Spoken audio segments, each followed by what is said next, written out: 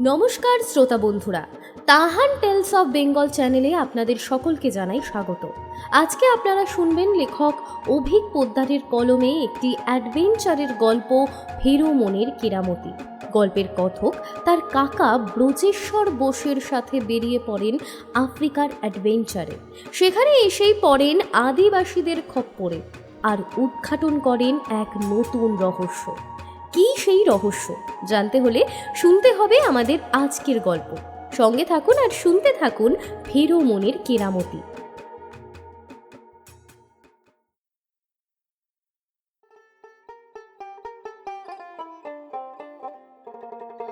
সকালবেলা ব্রজ কাকুর ফোনটা পেয়েই মনটা এক ঝলক খুশিতে নেচে উঠেছিল। পড়াশোনার চাপে বেশ কিছুদিন কোথাও বেড়াতে যাওয়া হয়নি, কিন্তু এই দুদিন হলো পরীক্ষা শেষ হয়েছে, আর এখনই হঠাৎ করেই অনাকাঙ্ক্ষিত প্রস্তাবটা এলো। এমনিতে ব্রজেশ্বর বোসের নাম শুধু এদেশে কেন, বিদেশেও তার পরিচিতির অন্ত নেই। প্রাণীবিজ্ঞানে সিদ্ধহস্ত মানুষটির দীর্ঘদিনের অভিজ্ঞতা আর নানান বিষয়ে গবেষণায় বহু নামজাদা ব্যক্তির ঈর্ষার কারণ। তবে সেসব নিয়ে ওকে কোনোদিনই বিশেষ মাথা ঘামাতে দেখিনি। একটু খামখেয়ালি কোচের স্বভাব, কিন্তু নির্দিষ্ট কিছু বিষয়ে ভীষণ ধীরস্থির মানুষটি। শেষবার ওনার সাথে বেড়াতে গিয়েছিলাম দার্জিলিংয়ের এক প্রত্যন্ত গ্রামে। সেবার উনি বলগা হরিণের প্রজনন বিষয়ক কি একটা গবেষণার কাগজ প্রস্তুত করছিলেন। টানা 2 হপ্তাহ ওখানে একসাথে কাটানোর পর ওনার সাথে সখ্যতা কিছুটা জমে উঠেছিল। এক্ষেত্রে আমার প্রাণী বিষয়ক আগ্রহী হয়তো এর মূল কারণ, কিন্তু এবারের ব্যাপারটা সম্পূর্ণ ভিন্ন। ভাবতেই গাটা কেমন শিউরে উঠছে। এই ট্রিপের গন্তব্য এই দেশের কোনো স্থান নয়, সুদূর আফ্রিকা। কিন্তু কারণটা সম্পর্কে ব্রজকাকু ফোনে কিছুই বলেননি, শুধু বললেন, চটপট প্রস্তুত হ, দিন 5 মধ্যেই আমি কলকাতায় পৌঁছাচ্ছি। তারপর সেখান থেকে সোজা আফ্রিকা, সাথে তুইও যাবি। সত্যি বলতে মিতভাষী মানুষটিকে ফোনে কিছু জিজ্ঞেস করতেও তখন আর সাহস হয়নি। বলা তো যায় না, যদি মত ঘুরে যায়। উত্তেজনায় গত 3 দিন তেমন ঘুম হয়নি। একটা চাপা উদ্যম সারাক্ষণ টকবক করে ফুটছিল মনের গভীরে। দিন 5 পর কাকাবাবু ফিরলেন। শেষ কবে যে তিনি কলকাতার এই বাড়িতে পা রেখেছিলেন তা মনে নেই।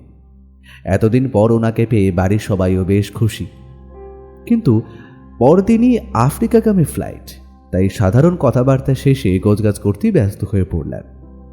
বিকেলের পর কাকাবাবু ঘরে ঢুকেই চোখ কপালে তুলে বললেন, এ কি রে বান্টি, তুই কি করেছিস এসব? এত লাগেজ? না মানে, হ্যাঁ, আফ্রিকা যাচ্ছি বলে কথা। ওখানে কিন্তু আমরা ঘুরতে যাচ্ছি না। আর তাছাড়া কখন কোথায় থাকবো অত সব নিতে হলে তুই বরঞ্চ বাড়িতেই থাক, কেমন? এমনিতেও বনেবাজারে ঘুরতে হবে, সেখানে কত রকমের বিপদ। বেশ নাটকে সুরে কথাগুলো চেলে দিলেন ব্রজকাকু। কথাটা শুনে প্রথমটায় মনটা একটু খারাপ হয়ে এলেও বুঝেছিলাম এটা স্রেফ একটা ঠাট্টা। একটু ভরকে দেওয়ার স্বভাবটা ওনার আর কিছুতেই গেল না। সুযোগ পেলেই খালি খ্যাপানো। দিন কতক পরেই দুজনে পৌঁছে গেলাম পূর্ব আফ্রিকার রাষ্ট্র তানজানিয়ার প্রাক্তন রাজধানী ডার এল সালেম। এটি একই সাথে দেশটির প্রধান বন্দর শহর এবং শিক্ষা, শিল্প ও অর্থনীতির কেন্দ্রবিন্দু। ভারত মহাসাগরে সোহাইলি উপকূলের বুকে গড়ে ওঠা এই শহরটি বেশ জাঁকজমকপূর্ণ। সারাটা দিন লোকে গিজগিজ করে বন্দরের আশপাশটা। একের পর এক জাহাজ এসে নোঙর ফেলে। তারপর শুরু হয় মাল নামানো বা ওঠানোর তোড়জোড়। সারাদিনে কত যে জাহাজের আনাগোনা লেগে থাকে তার হিসেব রাখা শক্ত। ব্যস্ত এই শহরে আমরা আছি বন্দর লাগোয়া ছোট্ট ছিমছাম একটা বাংলো।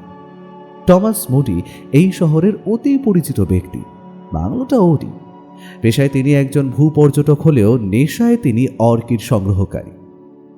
বাংলোটার চারিদিকে ছড়িয়ে ছিটিয়ে নানান প্রজাতির অর্কিড। বেশ সাজানো গোছানো বাড়িটার প্রায় সর্বত্রই শৌখিনতার ছাপ স্পষ্ট। লনের দুপাশে নানান প্রজাতির অর্কিডের সারি, কোনটা সুন্দর কারুকার্য করা টবে, কোনোটা লনের পাশে, কোনোটা আবার ভিয়েতনামি স্টাইলে কার্নিশের ওপর থেকে লতানো অবস্থায় শূন্যে নিচের দিকে ঝুলছে। 2-1টা অর্কিড তো অন্য গাছের শক্ত কাণ্ডের সাথে পেঁচানো অবস্থায় জড়িয়ে। বিকেল বেলাটা আমি সেই বাগানেই ঘুরে কাটাই। প্রাকৃতিক নৈসর্গতা মনটাকে বড়ই শান্ত করে তোলে। আর এই স্থানে সেই রসদের কোনো অভাব নেই। দু একটা অনিন্দ সুন্দর অর্কিডের দিকে চেয়ে ঘন্টার পর ঘন্টা সময় যে কিভাবে কেটে যায় তা বলতে পারি না। এই তো গত পরশু বিকেলে লনে পায়চারি করতে করতে হঠাৎ চোখে পড়ল গেটের কাছের একটা হ্যান্ডমেড টবের দিকে। বিকেলের মলিন আলোয় ছোট্ট নীল ফুলটা থেকে ঠিকরে আসা দুটি মনটাকে বিস্ময়ে ভরিয়ে তোলে। প্রথমটায় ওটাকে নীলকণ্ঠ ফুলের কোনো বিদেশি প্রজাতি বলে মনে হলেও পরে অবশ্য টমাসের মুখেই শুনেছিলাম ওটা ক্যাটলিডা প্রজাতির অর্কিড, আদিবাস মধ্য এবং দক্ষিণ আমেরিকা। সেই বাগানে মিল্টনিয়া প্রজাতির ছোট ছোট লাল ফুলগুলো রাতের বেলায় নাকি রং বদলায়। ব্যাপারটা গত রাতের পর্যবেক্ষণে স্পষ্ট দেখেছি। আর একটা অর্কিড প্রজাতি মনে বেশ কৌতূহলের সৃষ্টি করেছিল। সাদা ফুল, মধ্যিখানে গোলাপি হলুদ মেশানো একটি মাত্র পাপড়ি। প্রথম দর্শনে সেটাকে কৃত্রিম বলে মনে হলেও টমাসের কথায় এটি ব্রাজিলের ক্যাটলিয়া ট্রিয়ানল। সত্যি বলতে দেশে থাকতে কাকাবাবুর মুখে টমাসের দু একটা অভিযানের কথা শুনেছিলাম বটে, তবে এই শখের কথা ঘুণাক্ষরেও টের পাইনি। অর্কিড সম্পর্কে ওর এই বিশেষ জ্ঞান তাজ্জব করার মতোই, কিন্তু এই বিষয়ে ব্রজকাকুর উৎসাহ তেমন চোখে পড়ল না। সারাটা দিন ঘরের মধ্যেই পায়চারি করেন আর সিগারেট ধরিয়ে ফোঁক ফোঁক করে টেনে কি যেন ভাবেন। এমনকি 2-4 বার কার সাথে ফিসফিস স্বরে ফোনে কথা পর্যন্তও বলতে দেখেছি। যদিও ব্যাপারটা নিয়ে অতটা মাথা ঘামায়নি, 2 দিন আশেপাশে ঘুরে কাটিয়ে দিলাম। দিন 2 পরে ডার এল সালাম বন্দর থেকে এন্ডিউরেন্স নামক ছোট্ট জাহাজে চড়ে সমুদ্রপথে রুফিজি নদীর মোহনার দিকে চলেছি। এই অভিযানের যাত্রী মূলত আমরা 3 জন, আমি, ব্রজকাকু আর টমাস মোটি। যদিও মালটানা এবং বয়লারে কয়লা ঢালার জন্য আরও জনাতিনেক আফ্রিকান উপজাতীয় পোর্টারকে ভাড়া করা হয়েছে, যাতে ওরা সবাই নিগ্রো। শুনেছিলাম পেটে তেমন বিদ্যে না থাকলেও ওরা নাকি প্রচণ্ড শক্তি থাকে। কিন্তু এইসব অশিক্ষিত উপজাতি মানুষদের একটাই সমস্যা, ওরা বিভৎস কুসংস্কারাবদ্ধ। একটুতেই অপদেবতা বা নানান রীতিনীতির ঘেরাটোপে ভীত সন্ত্রস্ত হয়ে পড়ে। 10 অশ্বশক্তি সম্পন্ন এন্ডিউরেন্সের ইঞ্জিন কিন্তু বেশ শক্তিশালী। ঘন্টায় 12 নট গতিতে প্রবল ঢেউ কাটিয়ে শো করে দ্রুত গতিতে এগিয়ে চলেছে জাহাজটা। ছোট্ট ছিমছাম রুমটাও বেশ গোছানো। আপাতত ব্রজকাকু সেখানেই বিশ্রাম নিচ্ছে, আর ডেকের পাটাতনের ওপর দাঁড়িয়ে দৃষ্টি বিস্তৃত নদীটার দিকেই সম্মোহিতর মতন চেয়ে রয়েছি আমি। নিমেষেই যেন দৃশ্যপটে ধরা দিল ছোটবেলায় পড়া সেই রূপকথার কল্পজগৎ। পেজা তুলোর মতন সাদা সাদা মেঘ ইতস্তত খেলা করছে মাথার ওপর। একদল নাম না জানা পাখি সুরুত সুরুত ভঙ্গিতে দক্ষিণ দিকে উড়ে গেল। সত্যি বলতে অভিযানের শুরুটা বেশ ভালোই লাগছিল, কিন্তু কেনই বা এখানে আসা, এই ব্যাপারটাই তখনও পর্যন্ত আমার কাছে স্পষ্ট নয়। নদীর তুমুল স্রোত বেয়ে তরতরিয়ে এগিয়ে চলেছে জাহাজটা। গন্তব্য কিভু হ্রদ, তারপর সেখান থেকে উপকূল সংলগ্ন একটা দ্বীপ। টমাসের মুখে শুনলাম সেই দ্বীপে বহু বছর ধরে বসবাসরত ওয়াতুটসি উপজাতীয় মানুষ। সন্ধ্যের পর নদীতে দাপুটে হাওয়া খেলতে শুরু করল। বন বন করে একপাল ভারী বাতাস পাক খেতে লাগলো ডেকের চারিধারে। তাই সেখানে থাকতে আর মন চাইল না। চেয়ার ছেড়ে উঠেই ভাবলাম একবার কাকুর রুমে যাই।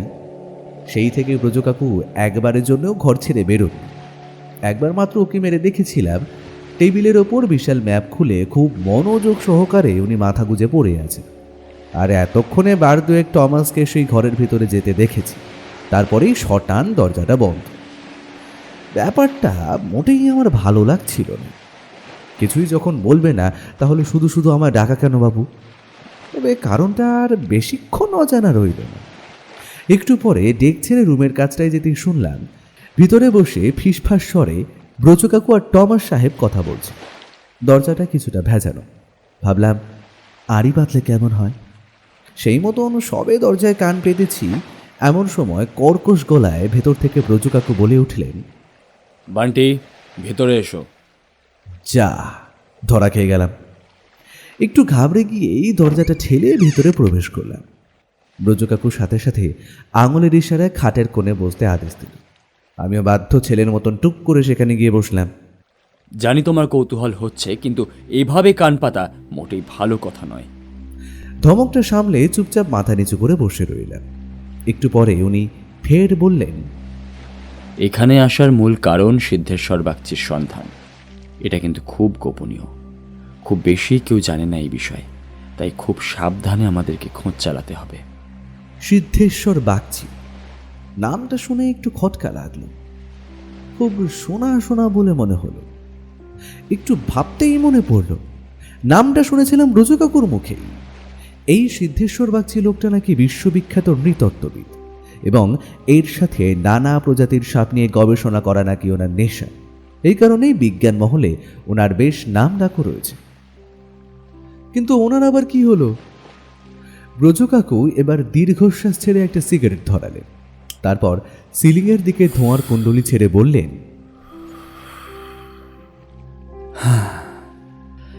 গত মাসে ও এসেছিল লা মন্টানার ট্রপিক্যাল অরণ্যের গভীর এক বিস্তীর্ণ এলাকায়। শোনা যায় সেখানে নাকি কিছুদিন পূর্বেই মানুষের পূর্বপুরুষ নিয়ানদারথলের কিছু কঙ্কাল আবিষ্কৃত হয়। সেই বিষয়ে গবেষণার খাতিরে ওর এখানে আগমন, কিন্তু এক ঝড় রাতে হঠাৎই সে নাকি তাঁবু থেকে গায়েব হয়ে যান। তন্ন তন্ন করে খুঁজেও সেই দল ওর সন্ধান পায়নি। অগত্যা সরকারের নির্দেশে দলটাও ফিরে যায়। এতদিনেও কেউ সিধুর সন্ধান পর্যন্ত করতে পারেনি। কোথায় গেল, আদৌ বেঁচে আছে কিনা তা কেউ জানে না। হ্যাঁ, তাই আমাদের এই অভিযান। এইটুকু বলে কাকাবাবু থামলেন। তারপর সিগারেটে দুটান দিয়ে টমাসের দিকে ফিরে বললেন, তো এই অঞ্চলের সবটা টমাসের নখদর্পণে। উনি এই কাজে আমাদের সাহায্য করার প্রতিশ্রুতি দিয়েছেন। কিছুদিন ওখানে ঘুরে আমরা সিধুর সন্ধান চালাবো। এত বড় একজন বিজ্ঞানী তো আর হাওয়ায় উবে যেতে পারে না। এইবারে কারণটা শোনার পরে মনের মধ্যে স্বস্তি ফিরল। এতক্ষণে মনে হলো আমিও এই দলেরই সাথী। মনে একটু সাহস টেনে প্রশ্ন করলাম, কিন্তু কিভু নদীর সংলগ্ন দ্বীপেই বা আমরা যাচ্ছি কেন? কারণ শেষবার ওকে ওখানেই দেখা গিয়েছিল, আর তাছাড়া ওখান থেকে লা মন্টানার অরণ্য বেশ কাছে। টমাস উত্তর দিল। রাতে শোবার পরেও চট করে ঘুম এলো না। মনের মধ্যে হালকা উত্তেজনা অনুভব করলাম। খাটে ওঠার আগেই ব্রজ কাকু বলেছিলেন কাল ভোর ভোর এন্ডিউরেন্স নাকি কিভু নদীতে পড়বে, তারপর সেখান থেকে সেই নদীটি। ডেকের ওদিকে হালকা চেঁচামেচির শব্দে ঘুমটা ভাঙল। শব্দটা কানে যেতেই খাটের ওপর তরাক করে উঠে বসলাম। প্রথমে গ্লাস উইন্ডোয় চোখ পড়ল। বাইরেটা তখন হালকা আলোয় সবে ভরাট হচ্ছে। এখান থেকে স্পষ্ট শুনতে পাচ্ছি জাহাজের গায়ে ঢেউয়ের বাড়ি খাওয়ার আওয়াজ। এক মুহূর্ত দু একটা পাখির ডাকও শুনলাম বলে মনে হলো। চটপট ডেকের বাইরেটা এসে দেখি সামনের দৃশ্যপটে বেশ কিছু পরিবর্তন খেলে গেছে। কিছুটা দূরে দেখা যাচ্ছে একটা নদী দ্বীপ, আর তার একদিকে সবুজ বনের সারি। এখন জলের স্রোতও বেশ কম, ঠান্ডা বাতাসের দাপটটাও একটু কম বলেই বেশ মনোরম লাগলো। ব্রজ কাকু রেলিং ধরে ওদিকেই ফিরে দাঁড়িয়েছিল। এবার আমার দিকে ফিরে বলে উঠলেন, কি কেমন লাগছে বান্টিবাবু? আমি মুখের ভঙ্গিমায় মনের ভাবটা বুঝিয়ে দিয়ে ওনার পাশে গিয়ে দাঁড়ালাম। সাথে সাথেই টমাস সাহেব দৌড়ে এদিকে এলেন। তারপর হুড়মুড় করে কিছু কথা বলে চললেন। যা বুঝলাম মোদ্দা কথা, জাহাজ এইবারে নদী খাতে প্রবেশ করেছে। এই অঞ্চলে এই সময়টায় খাড়ি শুকিয়ে যায়, তাই জাহাজটা আর এগোনো মোটেই সম্ভব নয়। এতে নাকি ক্ষয়ক্ষতির সম্ভাবনা বাড়বে। শেষমেশ ঠিক হলো একটা ক্যানো নামিয়ে সেটাতে চড়েই সবাই এইটুকু পথ পাড়ি দেব। সেই মতন টমাসের নির্দেশে ক্যানোটা জলে নামানো হলো। জাহাজ নোঙরের পর কিছু প্রয়োজনীয় মালপত্র নিয়ে একে একে সবাই ক্যানোতে চেপে বসলাম। সত্যি এখানে জলের গভীরতা বড্ড কম, কাঁদার পরিমাণটাই বেশি। একটু দূরে গিয়ে এটা হাড়ে হাড়ে টের পেলাম। খুব বেশি হলে সেখানে হাঁটু পর্যন্ত জল। সাথে সাথেই দুজন পোর্টারকে জলে নেমে ক্যানোটা ঠেলার নির্দেশ দিল টমাস, আর উনি ধরলেন দাঁড়ের এক মাথা।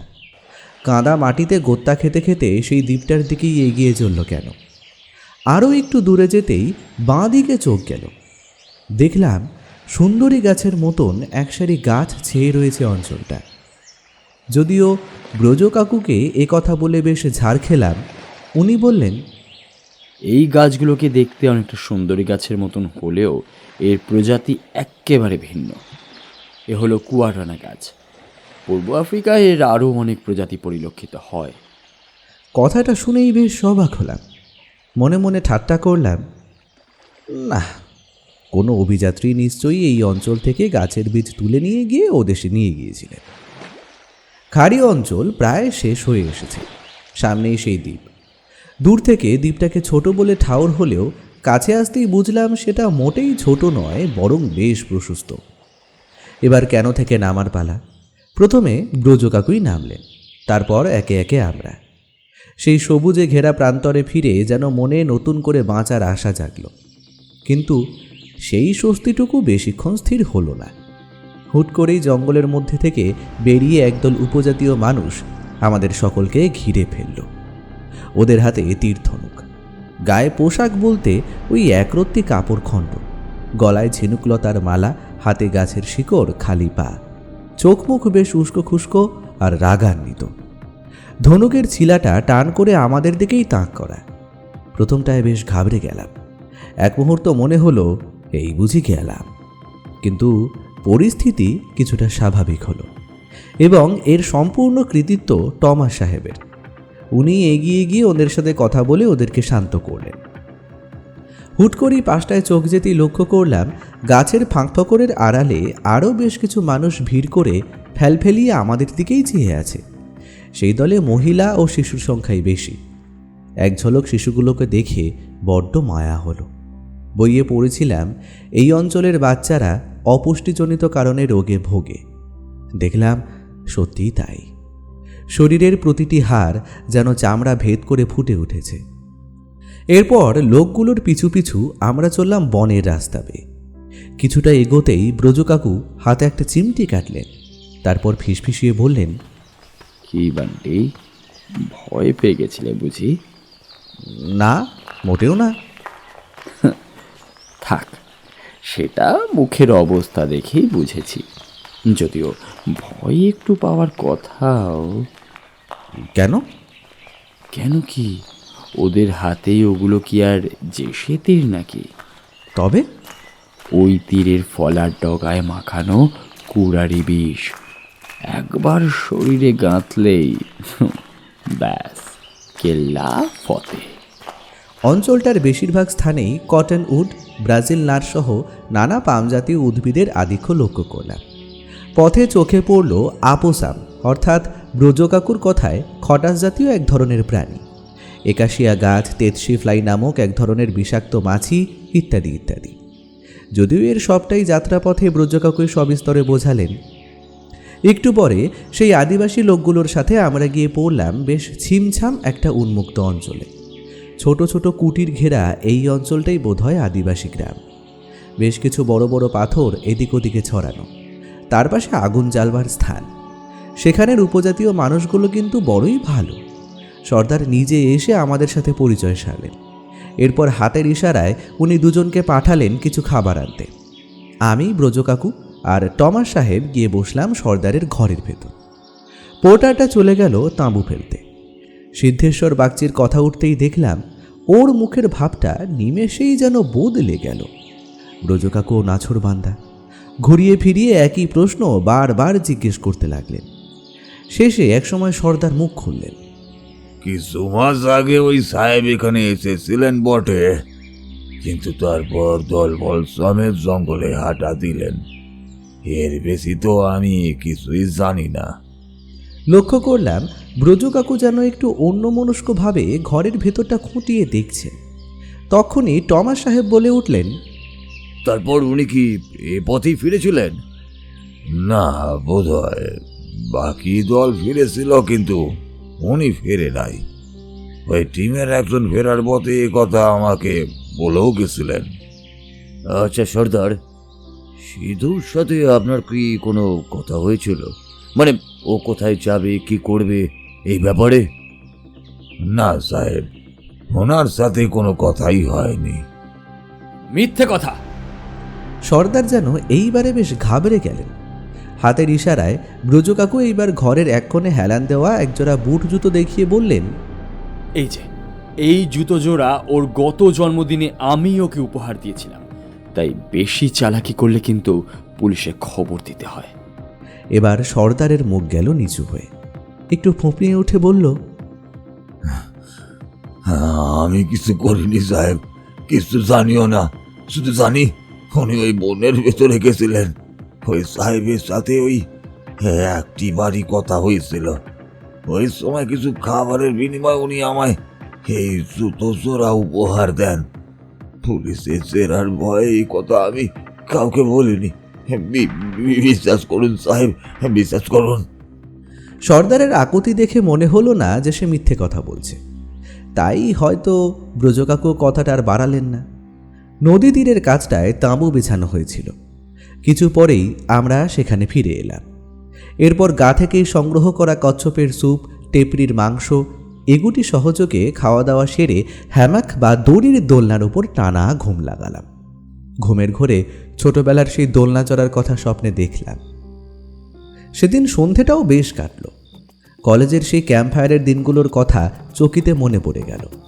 এখানে একটা অগ্নিকুণ্ডকে ঘিরে ধরে মহিলারা শিশুরা কিছুক্ষণ নাচল।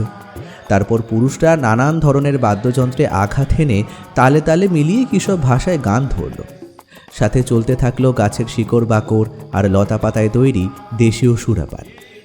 আহা, সে কি সুস্বাদু! কিন্তু খাওয়ার একটু পরেই চারিদিকটা কেমন ঝাপসা হয়ে এলো। দেখলাম সর্দার আমার দিকে ফিরে মিটিমিটি হাসছে। তারপর বাকি আর কিছু মনে নেই।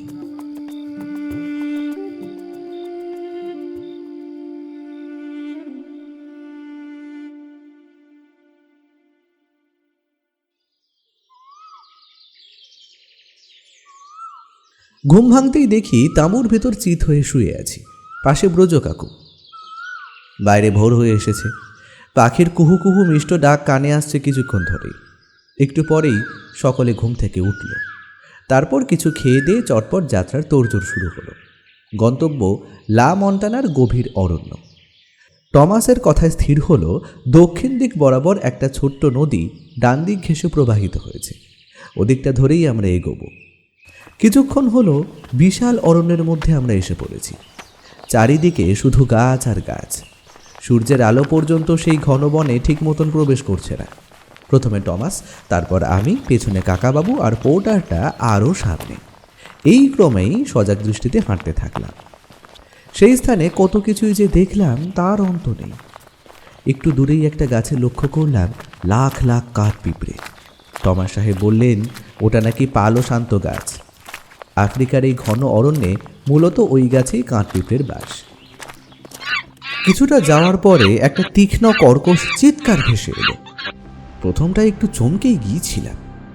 পরে অবশ্য ব্রজকাকু মাথার উপরে গাছের দিকে দেখিয়ে বললেন, এটা হলো মাইসিটি জাতের বাঁদর। খুব ভয় পেলে এরা এইভাবে চেঁচামেচি জোরে। আরও কিছুটা এগোনোর পরে দুপুরের আগে আগে সেই ছোট্ট নদীটা চোখে পড়ল। সেখানে তাঁবু ফেলে আমরা একটু বিশ্রাম নিলাম। ব্রজকাকু আর টমাস সাহেব বেরোলেন আশপাশটা দেখতে। ওরা দুজনে ফিরে এলেন বেশ খানিকক্ষণ পরেই, চোখে মুখে বেশ খুশির ছাপ। বললাম, কি হলো কাকু, কোনো খবর পাওয়া গেল নাকি? ব্রজকাকু কোনো সাড়া দিলেন না, শুধু পোর্টারদের কাছে এগিয়ে বললেন, এখানেই তোমরা থাকো, সন্ধ্যের পর আমরা একটু অন্যদিকে যাব, ফিরে যেন এখানেই পাই তোমাদের। এরপর আমার দিকে ফিরে ঢকঢক করে কিছু জল খেয়ে ব্যাগটা পিঠে চাপিয়ে পিছু নিতে ইশারা করলেন। বুঝলাম কাকাবাবু নিশ্চয়ই কোনো ক্লু পেয়েছেন। বিকেলের আলো প্রায় ফুরিয়েই এসেছে। বেশ কিছুক্ষণ ধরে চড়াই উতরাই বেয়ে এগিয়ে চলেছি আমরা। কিছু সামনে শুধু বন আর বন। আরও কিছুটা এগোনোর পর একটু অন্যমনস্ক হয়েই পড়েছিলাম। এমন সময় হুট করে আমাদের সামনে দিয়ে যেন একটা বিরাট জন্তু বাঁ দিকে চলে গেল। প্রথমে ভাল্লুক ভেবে ভয়ে প্রায় চিৎকার করেই উঠেছিলাম, কিন্তু ব্রজকাকু হাত মুড়ে হুঁশ ফেরালেন। ওরে আমার বীর পুরুষ, এইটুকুতেই কাবু? এইটুকু? ভাল্লুক? হর, ও তো অ্যান্টিটার। নাকের কাছে ছোট্ট সুঁটটা দেখিস নি? আমি ঘাড় নাড়ালাম। তারপর তিনজনে ফের এগিয়ে চললাম ডান দিকের অনুচ্চ টিলা ঘেঁষে। সন্ধ্যের কিছু পরে একটা ফাঁকা স্থানের কাছে এসে তিনজনেই থামলাম। জায়গাটা বেশ পরিষ্কার। গুহার দিকে মনে হলো একটা টিমটিমে আলো জ্বলছে। বুঝলাম নিশ্চয়ই এখানে কেউ না কেউ বাস করে। এসবই ভাবছি এমন সময় কানের কাছে মুখ নামিয়ে কাকাবাবু বললেন, শোন বান্টি, এইখানেই একদল বদমাস সিধুকে আটকে রেখেছে। কারণটা এখনো আমি জানি না, কিন্তু দুপুরে ওই গুহার ভেতর আমি স্পষ্ট সিধুকে দেখেছি। একটু পরেই কিছু করতে হবে। রাত নামুক আর একটু। ঠিক আছে, এখন চুপ থাক। রাত গভীর হলো। এতক্ষণ মশার কামড় খেয়েই দাঁতে দাঁত চিপে তিনজনেই খাপটি মেরে অপেক্ষা করছিলাম। এইবার দেখলাম গুহার কাছটায় একজন লোক এসে দাঁড়ালো। তারপর আরও দুজন। কিছু কথাবার্তার পর দুজন জঙ্গলের অন্য দিকে চলে গেল, আর ওইজন গুহার মধ্যে ঢুকে গেল। লোকগুলো সাহেবি গোছের, এ বিষয়ে কোনো সন্দেহ নেই। গুহার আলো নেভার পরেই কামালটা করলেন কাকাবাবু। একটু দূরের একটা গাছ থেকে গুটি গুটি পায়ে ওদিক পর্যন্ত শিশি ভর্তি কি একটা তরল ছিটিয়ে এগিয়ে গেলেন। তারপর এদিক ওদিক চেয়ে ঢুকে পড়লেন গুহার ভেতর। কিছুক্ষণ সব শান্ত। একটু পরেই বেরিয়ে এলেন একজনকে সঙ্গে নিয়ে। বুঝলাম উনি সিদ্ধেশ্বর বাগচি। তারপর সবাই দে ছুট।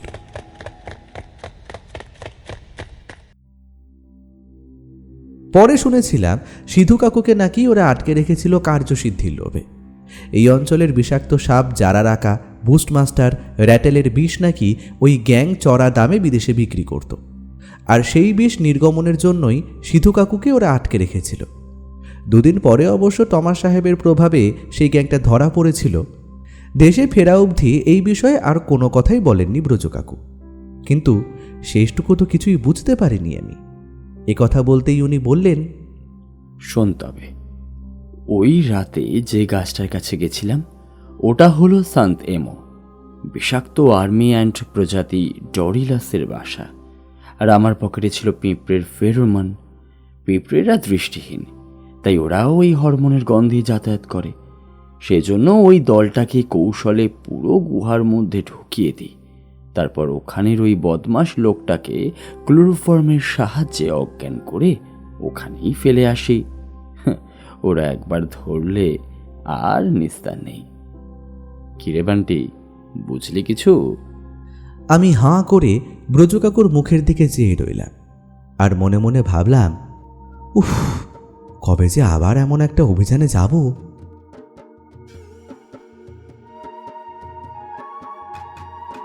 এতক্ষণ শুনছিলেন লেখক অভিক পোদ্দারের কলমে ফেরোমনের কেরামতি। আজকের গল্পের কথকের ভূমিকায় শুভধর, ব্রজেশ্বরের ভূমিকায় বাল্মীকি, টমাস এবং সর্দারের ভূমিকায় বুবাই। গল্পের সূত্রধার আমি মৌমিতা। শব্দগ্রহণ, আবহ এবং প্রচ্ছদ এছাড়াও সমগ্র পরিচালনায় মিহাজ প্রোডাকশন হাউস। যদি আজকের গল্পটি ভালো লেগে থাকে তাহলে আমাদের চ্যানেলটিকে লাইক করুন, কমেন্টে আপনাদের মতামত জানান এবং চ্যানেলটিকে সাবস্ক্রাইব করে আমাদের পাশে থাকুন। পরবর্তী গল্পের আপডেট সবার আগে পেতে হলে পাশে থাকা বেল আইকনটি প্রেস করে দেবেন। আবার ফিরব নতুন কোনো গল্প নিয়ে। ততদিন সুস্থ থাকবেন, গল্পে থাকবেন।